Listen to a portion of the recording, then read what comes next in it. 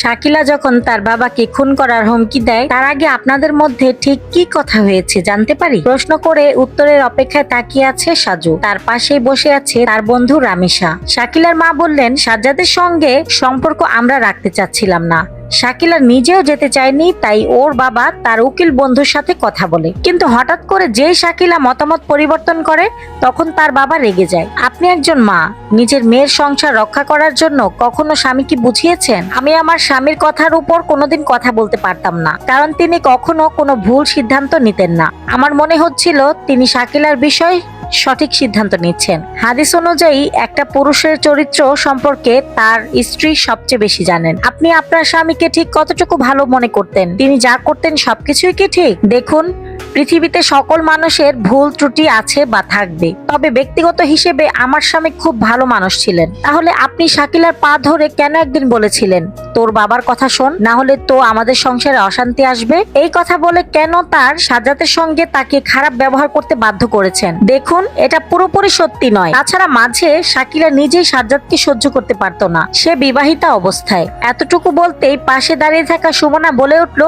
আহ মা, কিসব বলছো? সাজু বলল, দেখুন, আমার কাছে কিছু গোপন করতে গেলে আপনারা বিপদে পড়বেন, কারণ আমি সত্যিটা খুঁজে বের করবই। কিন্তু আপনারা যদি কিছু গোপন করেন তারপর সেটা আমাকে খুঁজে বের করতে হয়, তাহলে তখন সম্পূর্ণ সন্দেহ আপনাদের উপরে আসবে। তাই একটা কথা গোপন করতে গিয়ে অনেকটা মিথ্যা কথা বলা থেকে বিরত থাকুন। সুমনা বলল, আমরা কিছুই লুকাইনি।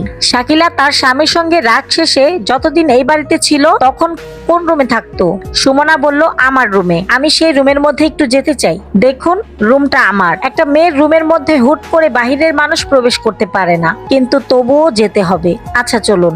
সাজ্জাদকে আইসিইউ থেকে বের করে কেবিনে নেওয়া হয়েছে। যদিও মোটামুটি সুস্থ, কিন্তু এখনো পরিষ্কার করে কিছু বলার শক্তি তার মধ্যে নেই। সাজুর পরামর্শে পুলিশ পাহারা আরো বৃদ্ধি করা হয়েছে। ওসি সাহেব নিজে সকালবেলা ও বিকাল বা সন্ধ্যায় আসেন। সাজু ও রামিসা দুজন মিলে ওসি সাহেবের সঙ্গে সঙ্গে হাসপাতালে এসেছে। সাজ্জাদকে কিছু জিজ্ঞেস করার অনুমতি ডাক্তার দিলেন না। আরো একটা দিন অপেক্ষা করতে হবে তার সঙ্গে কথা বলতে হলে। কেবিন থেকে বেরিয়ে সাজু বলল, সাজ্জাদের বাসার প্রতিটি জিনিস কার কার হাতের ছাপ আছে বা কতজনের আছে এগুলো রিপোর্ট এসেছে?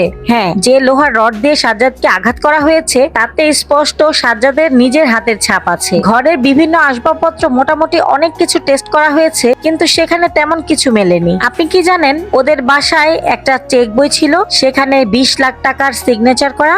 সাজ্জাদ নিজে শাকিলার জন্য রেখেছিল, কিন্তু শাকিলা এটা রেখেই নোয়াখালী গিয়েছিল। আমরা তো কোনো চেক বই পাইনি। কিন্তু আপনি জানলেন কিভাবে? শাকিলা বলেছে। তবে সেই চেক বইয়ের কথা সাজ্জাদ, সজীব ও শাকিলা ছাড়া আর কেউ মনে হয় জানে না। তাহলে সেটা কোথায়? সেটা খুঁজে বের করার দায়িত্ব আপনার। আপনি সাজ্জাদের ব্যাংক অ্যাকাউন্টে খোঁজ লাগান। খোঁজ নিয়ে জানুন টাকা কি কেউ তুলে নিয়ে গেছে বা টাকা তুলতে কেউ গিয়েছে। আপনি এখন কোথায় যাবেন? সানোয়ার হোসেন শাকিলার বন্ধুর কাছে। আর সেখান থেকে আপনার থানায় যেতে হবে, কারণ শাকিলার কাছে কিছু প্রশ্ন করতে হবে। তাহলে থানাতেই দেখা হবে। আপনাকে 3টা কাজ করতে হবে স্যার।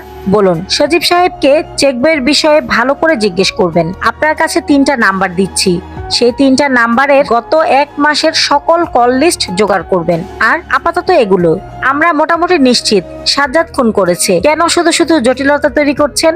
আচ্ছা, আমি সংগ্রহ করতে পারবো, দরকার নেই। আমি আপনার সবকিছু বের করে জানাবো, কিন্তু আমি বোঝাতে চাই এই বিষয়টা কেমন জটিল করছেন না? স্কুলে আমার এক শিক্ষক ছিল, তিনি অঙ্কের সময় সকল অঙ্ক জটিল সূত্রে সমাধান করতেন। একটা কঠিন সূত্র প্রয়োগ করে তাড়াতাড়ি করে সমাধান হয়ে যেত। তিনি বলতেন, একটু কষ্ট করে সূত্র মুখস্থ করলে পরীক্ষার হলে অনেক সময় সঞ্চয় করা যায়। ঠিক বলেছেন, মানুষ যত বেশি কষ্ট করবে ততই তাড়াতাড়ি সফল হবে। আমি 3 দিনের মধ্যে চেষ্টা করব সমাধান করতে, কারণ আমার এক বন্ধু থাকে চট্টগ্রাম, আর সে খুবই অসুস্থ। তার নাম কি? শফিক, সজীব, রকি ও সাজু। আমরা 4 বন্ধু। যে অসুস্থ তার নাম সজীব। পরন্ত বিকেল, রাস্তার পাশে খোলা স্থানে দাঁড়িয়ে দাঁড়িয়ে কথা বলছে সানোয়ার। সানোয়ার হোসেন ছেলেটাকে যতটা চঞ্চল ভেবেছিল ততটা চঞ্চল মনে হচ্ছে না। জি বলেন, কে আপনি? শাকিলার বাবার খুনের রহস্য বের করার জন্য আমি চেষ্টা করছি। আপনি শাকিলার বন্ধু এবং তাকে একসময় অনেক পছন্দ করতেন, তাই সেই কারণে আপনার কাছে আসা। আচ্ছা ঠিক আছে, কিন্তু আমি কিভাবে সাহায্য করতে পারি আপনাকে? তেমন কিছু না, শাকিলার বাবার কিছু গোপন কারবার বের করতে হবে। শাকিলা নিজেই স্বীকার করেছে তার বাবা অনেক অন্যায় কাজ করতেন, সেগুলোর 2-1টা বের করতে হবে।